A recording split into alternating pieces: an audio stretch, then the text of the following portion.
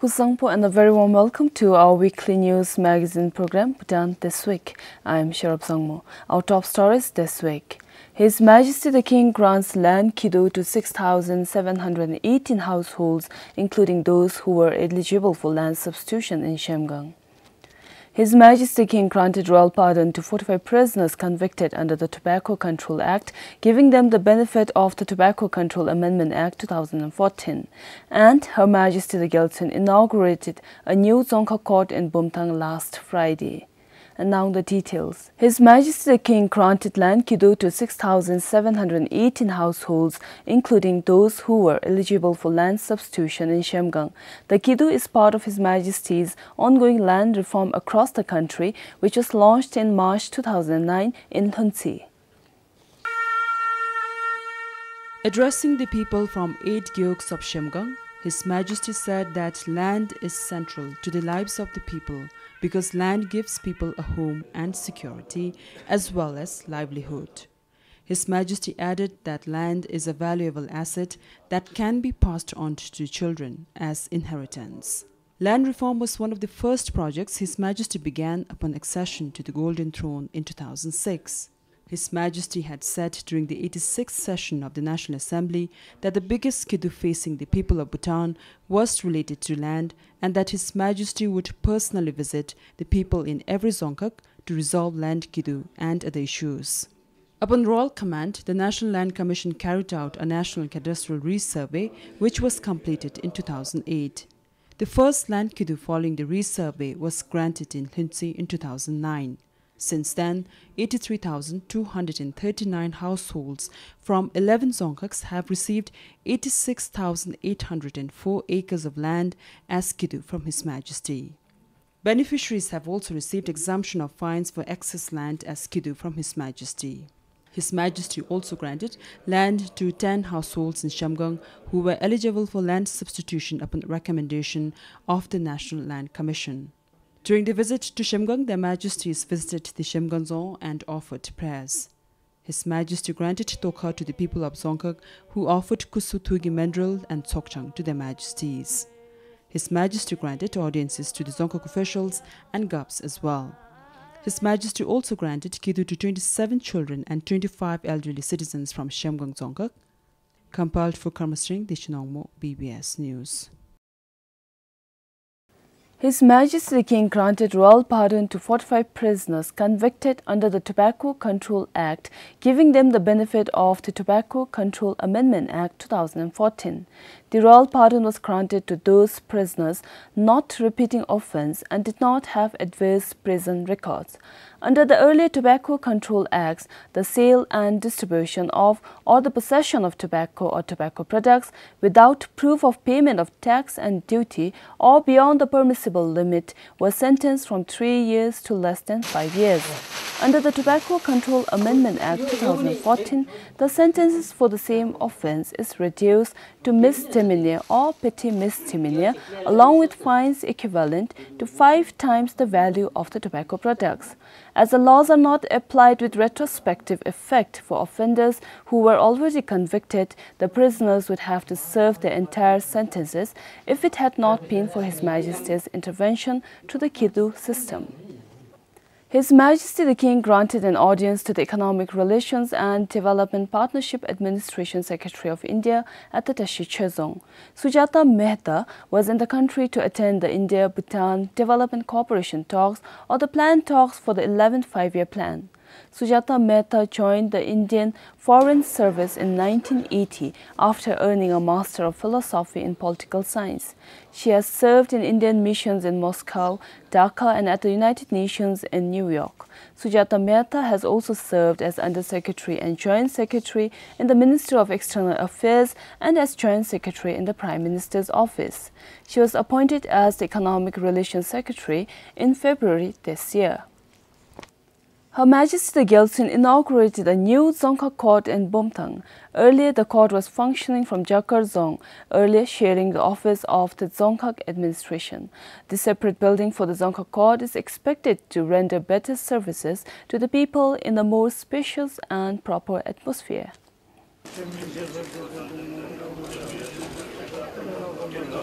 Her Majesty the Getun inaugurated the new Dzongkha Court. The Chief Justice Limposunum Topke and the Finance Minister Namgendoji were in attendance at the inaugural ceremony this morning.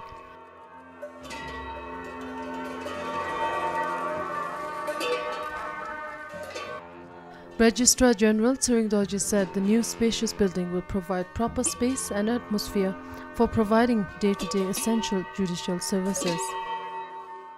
Earlier, when the court was inside the zone, it used to be a problem for people sometimes. Due to lack of space, people had to wait outside in the sun sometimes and sometimes in rain.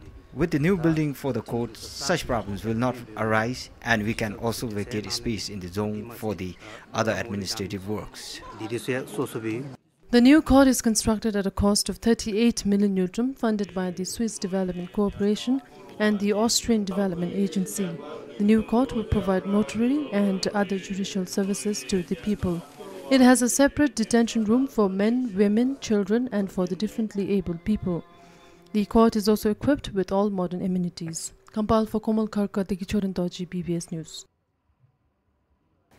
The third round of Bhutan-India bilateral talks has finalized 84 projects in the 11th five-year plan. This was the main focus of discussions during the third round of Bhutan-India Development Cooperation Talks, or the planned talks of the 11th five-year plan. Meanwhile, Bhutan assured to exert every effort to ensure that all projects abide to their projected timelines, and the Indian side assured timely release of funds.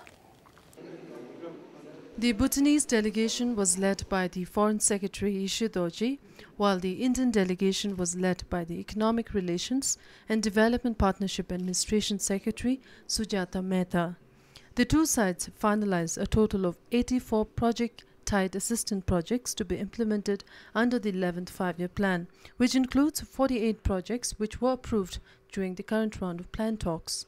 They also discussed the Indian government's assistance of 45 billion euro for the 11th five-year plan, which includes 8.5 billion euro for program grant, another 8.5 billion euro for small development projects, and 28 billion euro for project-tied assistance. India's commitment of 45 billion euro, excluding the 5 billion euro for the economic stimulus plan, constitute about 67% of the total external assistance Bhutan will be receiving during the plan. Noting that the first year of the plan has already passed, the two sides agreed to speed up the implementation of the mutually agreed projects. Bhutan assured to exert every effort to ensure that all projects adhere to their projected timelines, and the Indian side assured a timely release of funds. The meeting yesterday was held in a warm, friendly and constructive atmosphere, reflecting the spirit of mutual trust, cooperation and understanding that underpins the Bhutan-India bilateral partnership. Digichorindoji, BBS News. Youth participation in elections has decreased over the years. This was declared by the Prime Minister at a function to observe the first ever National Voters' Day in the country. The theme for the celebration is Youth in Democracy. The day is also observed as the International Democracy Day. In order to encourage youths to come forward and vote, the Election Commission will be issuing voter photo identity cards to 44,500 Bhutanese youths between 18 to 25 years. At the function today, the Prime Minister handed over the VPIC to 5 youth who is now eligible to vote, and 3 census transfer cases and 2 old voters who lost their VPICs. Voter identity card that you just received is a gift. Lenchin Sringtopke said the voter photo identity card is a gift of democracy. For our youth, make use of that gift. Please ensure that you look after that gift and use it. And should you ever lose it, remember to apply to the Election Commission of Bhutan for a new card, for a new gift. Because that is a gift of democracy given to you by our beloved monarchs. Receiving the VPICs, the youth said they are all excited about exercising their franchise. I'm going to participate in the upcoming vote, whatever vote it is. I'm really looking forward to it. I wish it was tomorrow so I could vote. I'm very eager and very enthusiastic to vote now. Now I feel a little too concerned about it because I now have extra responsibility to elect the leaders of Bhutan. Now I have to look for a government or choose the best government which will help us in the future for the development of our country and for the development of the people in this country. So I think I have extra responsibility after getting this VP card. The Chief Election Commissioner too stressed on the importance of youth casting votes in every election to stabilize democracy. Bhutan This said this year's celebration targets the youth to make them understand and encourage them to take part in every elections. Election Commission's Chief Electoral Registration Officer said they are hopeful that more youth will take interest in elections. We should educate them so that they can choose their leaders well, and they can exercise their franchise and their rights as well as the other thing is the youths, like if you look in terms of the voter turnout, like youth are like say they are not taking part in the elections as we desire. So this is one of the opportunities where we can call our youth to participate in the electoral process and the democratic process. With the issuing of new 44,500 VPICs, the total number of registered youth voters now stands at over 140,000 compared to 97,000 during the 2013 parliamentary elections. Also at the function, the Prime Minister launched the Election Commission's program of activities to celebrate the 68th birth anniversary of His Majesty the 4th Trukelpo. The celebration also saw a photo exhibition, demonstration of postal voting and electronic voting machines. A party forum was also held for all 5 registered political parties. Sharab Sangmo for BBS News. A consultative meeting between the Prime Minister Sring Topke and contractors from across the country was held in the capital. Around 500 contractors attended the meeting. The meeting was to familiarize the contractors about the scope of work in upgradation of Northeast West Highway from Thimphu to Tashigang. Prime Minister said the project should be completed within 3 years. Prime Minister said that he would not compromise on the quality of the road.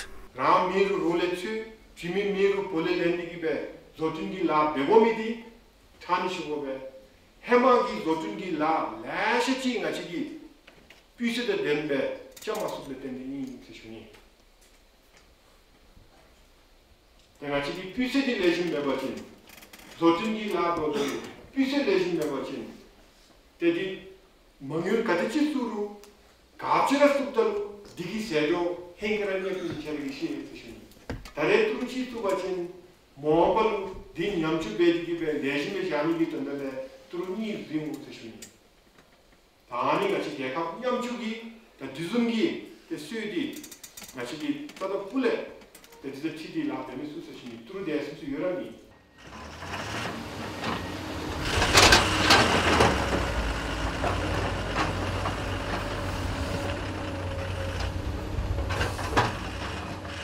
Meanwhile, some of the contractors said the quality will totally depend on the amount of money.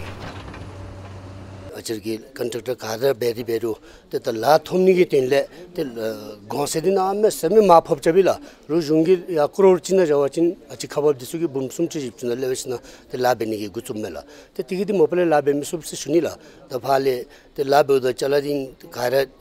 Legend to go to Ladi Legend watching till Tamidu Mopale Mitimala, the Ladi Legend Bemasup Mongolti Legend Mibletin, the Labemasu, the Latin Tamidu Timidi Chiti in Sishnila. The Darna Badikongi project engineer Chil, assistant engineer Ni, the supervisor Ni, Anebe Dedomeba Mashani email, the PCD da Atachi maintain Betsu Nomila. Also speaking to the contractors, the Minister for Works and Human Settlement said the North-East-West Highway is used by the people of East, and over the years, number of vehicles has also increased. The minister said once the highway is complete, travelers from Tashigang can reach Thimphu in 12 hours.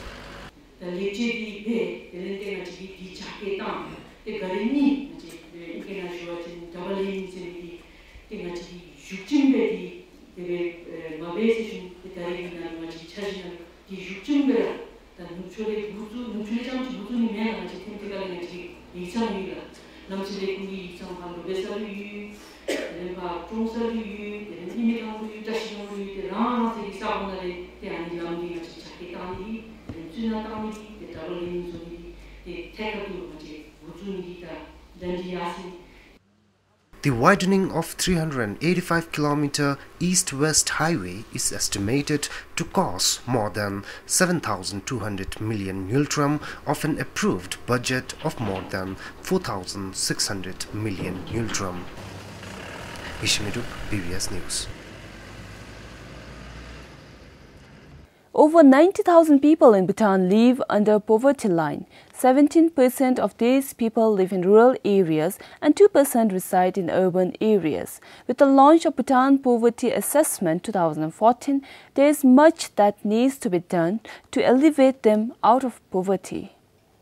We must not just see the numbers, we must go beyond the numbers and see the faces of our brothers and sisters, of our children,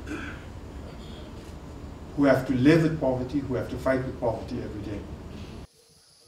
80-year-old Abitashi lives in Poikar, Takchu in Mongar. She lives with her 56-year-old daughter. Abitashi had 9 children, but only 5 survived. None of them are in the position to support her. Abitashi lives in the oldest house in the village.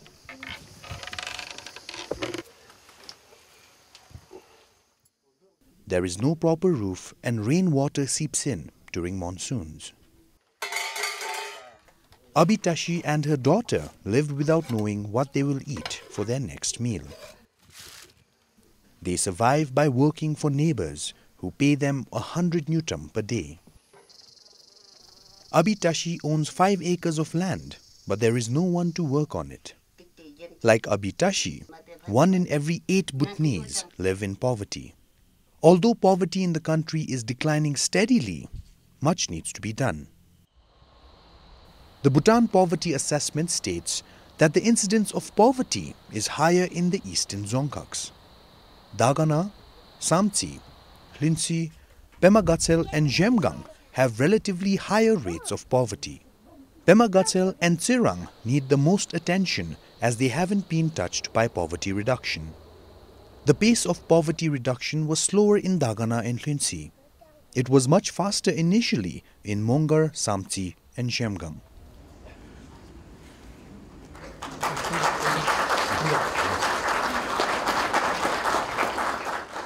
At the recent launch of the report, it was also highlighted that good had been achieved as well. Rural Bhutan cut poverty by more than half between 2007 and 2012. The number increased, however, in urban areas by 800 people. In rural areas, it dropped by 77,000 people. Things such as commercial cultivation of land, roads, and agricultural export of products helped alleviate poverty. We will be soon sending people to each and every one of those houses to establish what level of poverty that they are experiencing. 3%, according to the assessment, is extreme poverty. They need immediate attention.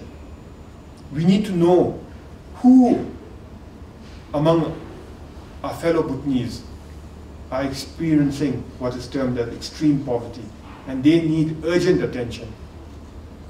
But above and beyond that, we need to know what level of poverty, what type of poverty each and every one of those households that are identified as poor are experiencing. And then, for each and every one of those households, we need to come up with a package, a special package to remove them from poverty. While the government works on new measures to eradicate poverty in Bhutan, life goes on for people like Abitashi.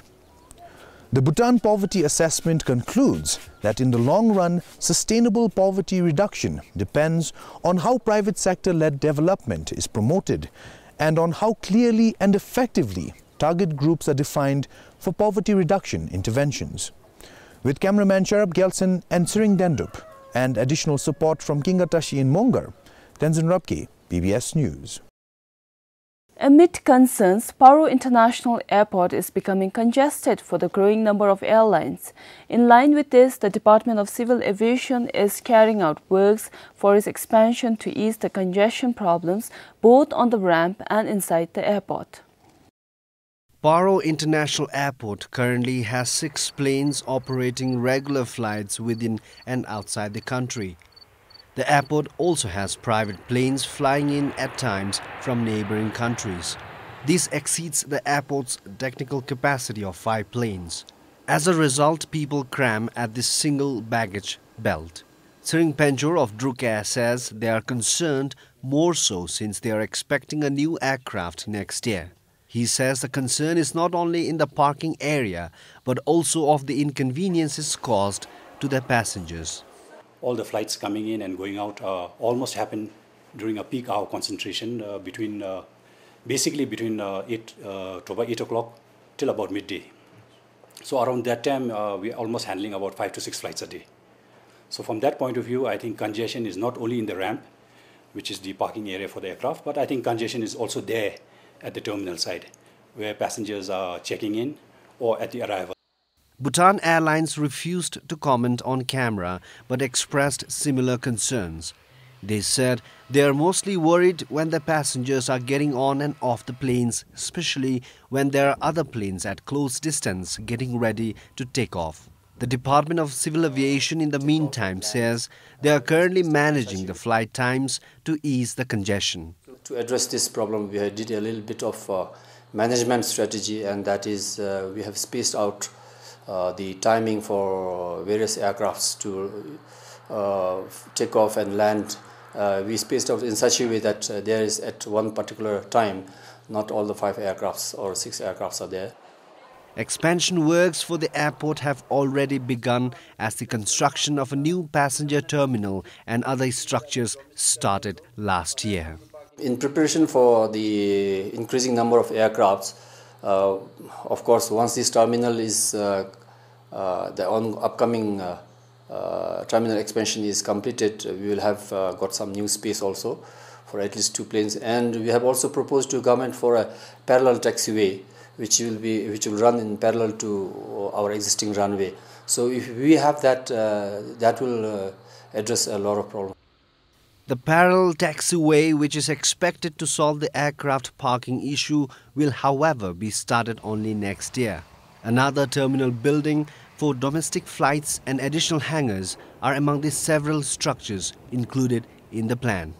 Compiled for Isha Gelson in Paro, Tandan Funso, BBS News.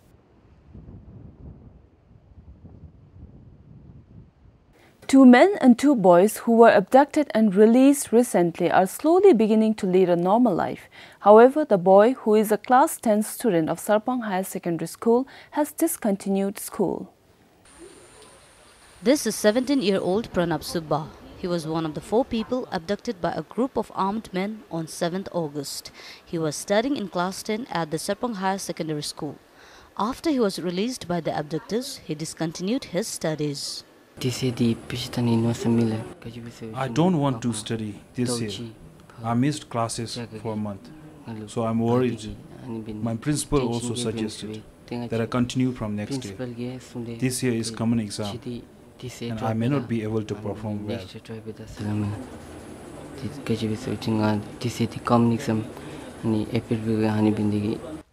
Meanwhile, the 2 men who were abducted from Shantipur in Assam, India, have not been released yet. They were abducted on 5th September. The 2 men were on their way to Gelifu from Funsoling when the vehicle carrying construction materials broke down. Compiled for Phuba, Ishori Gurung, BBS News, Gelifu.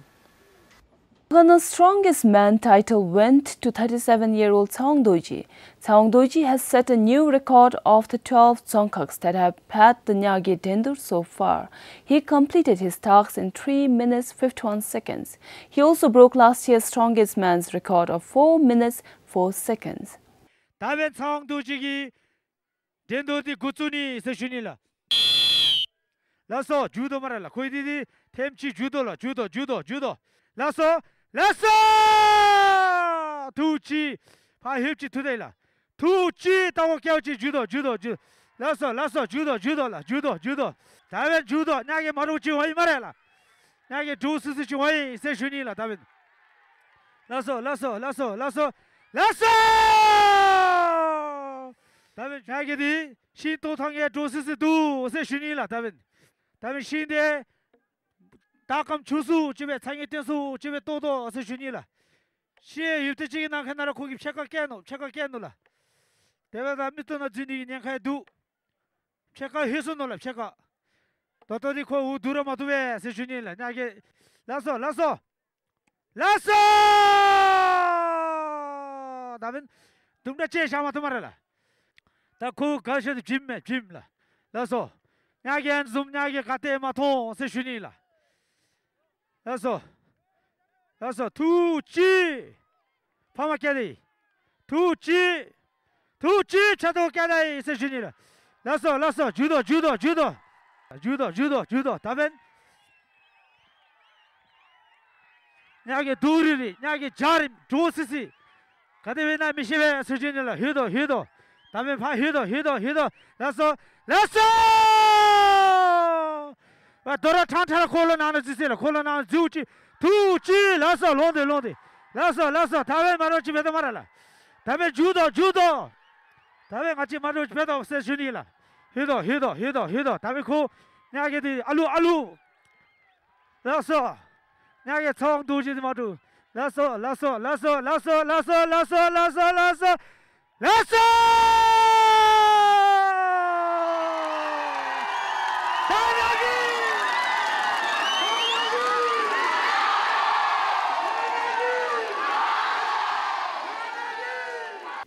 Well, that is all we have for you this week. Join us again next week for yet another edition of Bhutan This Week. Until then, this is Sharab Zangmo saying goodbye.